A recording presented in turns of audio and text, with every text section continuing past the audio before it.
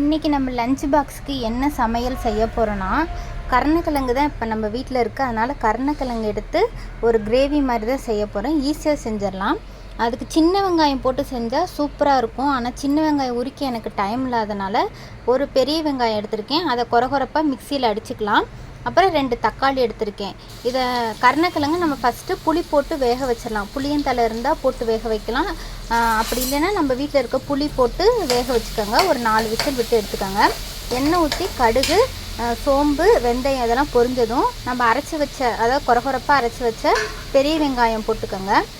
சின்ன வெங்காயம் இது உங்களுக்கு டைம், அதாவது நீங்கள் சேர்ப்பீங்கன்னா சின்ன வெங்காயம் வந்து ஒரு 20 பல் நல்லா எடுத்து செஞ்சுக்கலாம். நல்லா கிரேவி பதத்துக்கு சூப்பராக இருக்கும். சின்ன வெங்காயம் இன்னும் போட்டோம்னா டேஸ்ட்டு நல்லாயிருக்கும். அப்புறம் 2 தக்காளி, நான் புளி சேர்க்கலை. ஏன்னா புளி 2 தக்காளியே நல்லா சேர்த்தனால, நாட்டு தக்காளி சேர்த்தனால புளிப்பாக இருந்துச்சு. அதனால் நான் புளி சேர்க்கலை. புளி உங்களுக்கு விருப்பம் இருந்தால் கொஞ்சமாக உங்கள் புளிப்பு தன்மைக்கு சேர்த்துக்கோங்க.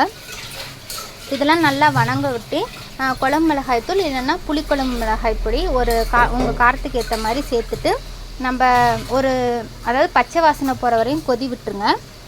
அதுக்கப்புறம் வந்து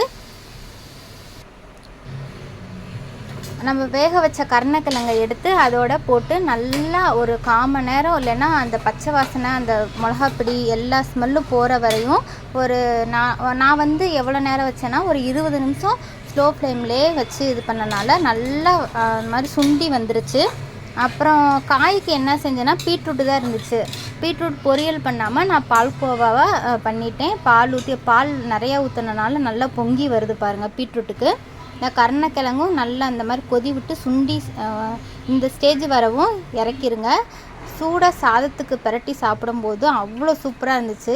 இதோட அப்பளம் இல்லைன்னா முட்டை பொரியல், ஆம்லேட்லாம் வச்சு சாப்பிடும்போது சூப்பராக இருக்கும். நீங்கள் ட்ரை பண்ணி பாருங்கள். நான் வந்து அப்பளம்லாம் வைக்கலை.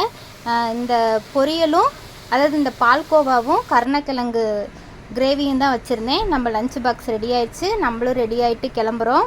பாய். மறக்காமல் நம்மளுக்கு லைக் பண்ணி சப்ஸ்கிரைப் பண்ணுங்கள், சப்போர்ட் பண்ணுங்கள்.